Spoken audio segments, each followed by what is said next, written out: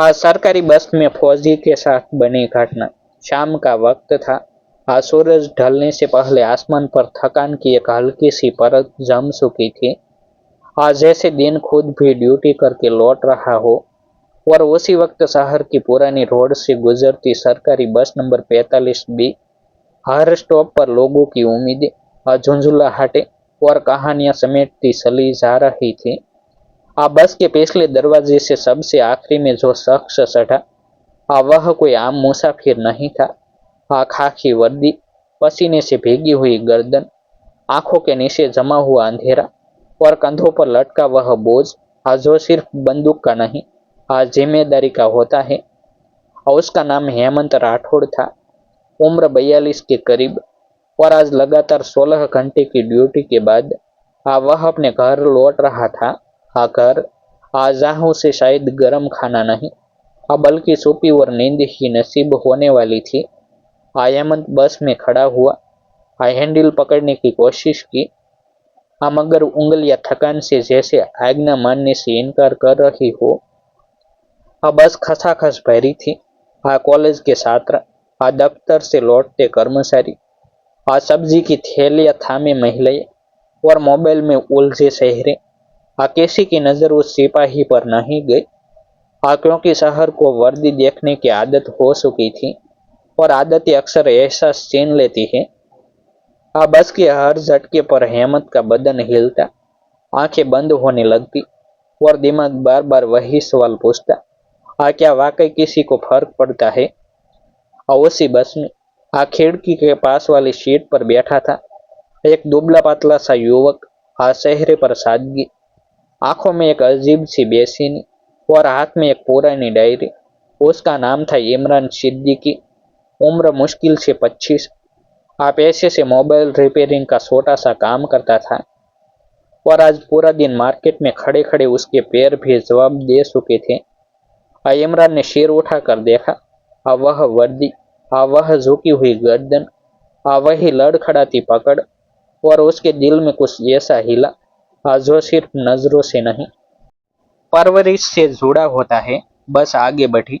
एक तीखा मोड़ आया और उसी झटके में हेमंत का संतुलन बिगड़ा। वह लगभग गिर ही पड़ता अगर सामने खड़े एक आदमी ने उसे थाम न लिया होता।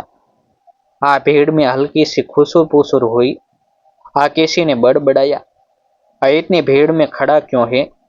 और किसी ने मोबाइल कैमरा ऑन कर लिया। मगर इमरान के अंदर कुछ टूट सा गया।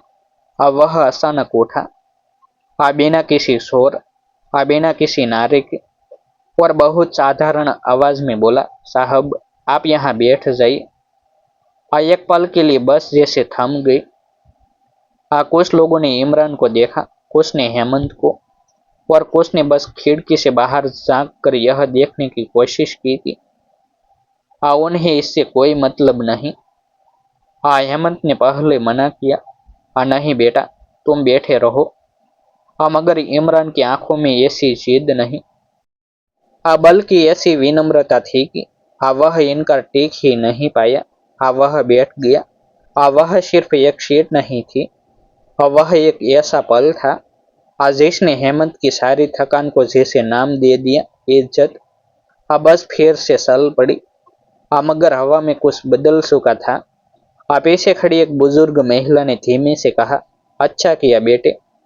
एक कॉलेज का लड़का बोला, सर सैल्यूट। और किसी ने फूसफूसा कर कहा, देखो इंसानियत अभी जिंदा है। इमरान चुपचाप खड़ा रहा। उसने कोई जवाब नहीं दिया, क्योंकि उसके लिए यह कोई बड़ा काम नहीं था। उसके अब्बा अक्सर कहते थे, इज्जत धर्म नहीं देखती, हालत देखती है। और आज हालत साफ थे। एक थका हुआ सिपाही, जो पूरे दिन किसी और की सुरक्षा में खड़ा रहा, खुद सहारे का मोहताज था। हेमंत ने धीरे से आंखें बंद की।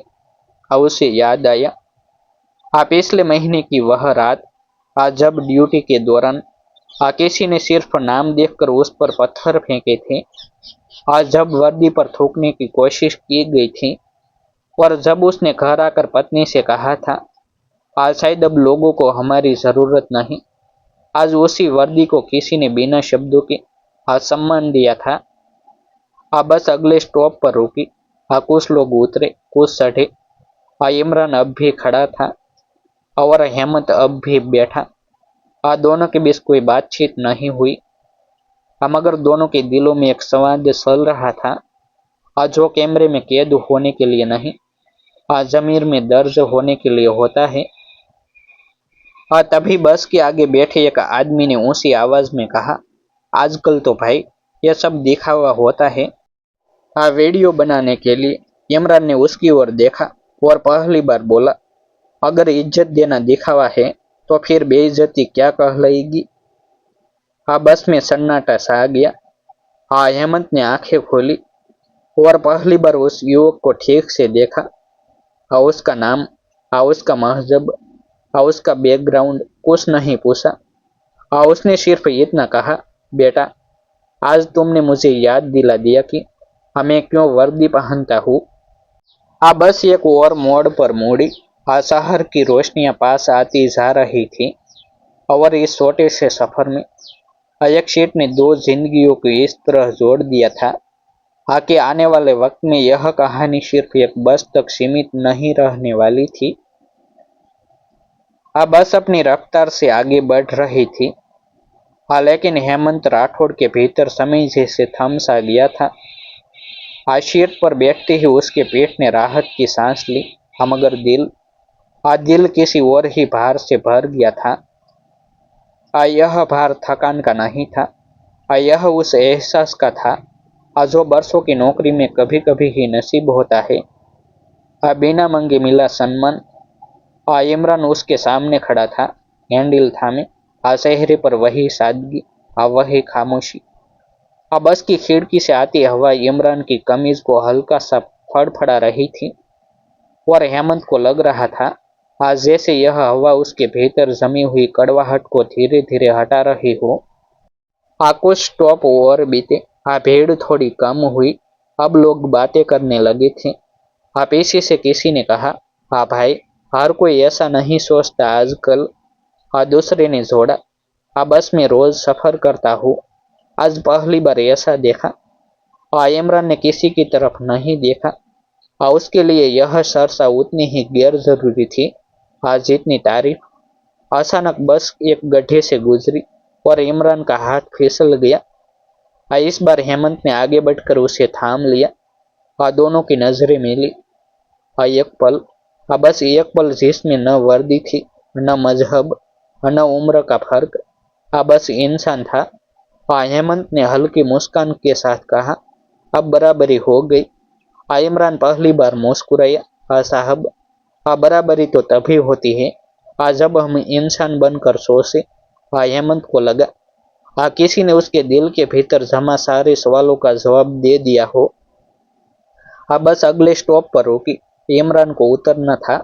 उतरने से पहले उसने झुककर हेमंत से बस इतना कहा, आप अपना ख्याल रखिए, आप जैसे लोग हैं तभी हम चैन से घर जाते हैं। हेमंत कुछ बोल नहीं पाया, गला भर आया था। और एक सिपाही का गला भरना मैदान में घायल होने से ज्यादा मुश्किल होता है। इमरान उतर गया। बस आगे बढ़ गई।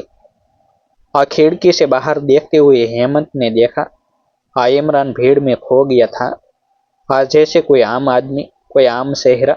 मगर हेमंत जानता था आज वह चेहरा उसके भीतर हमेशा के लिए दर्ज हो चुका है। घर पहुंचकर हेमंत ने वर्दी उतारी। आईने में खुद को देखा। वही थका चेहरा, वही झुर्रियां। लेकिन आंखों में आज कुछ अलग था। उसने पत्नी से कहा, आज बस में किसी ने मुझे याद दिलाया कि हमारी ड्यूटी बेकार नहीं जाती। पत्नी ने हैरानी से पूछा, किसी अफसर ने तारीफ की? हेमंत ने सिर हिलाया, नहीं। एक आम आदमी ने सलाम किया। उधर इमरान रात को दुकान बंद कर घर लौटा।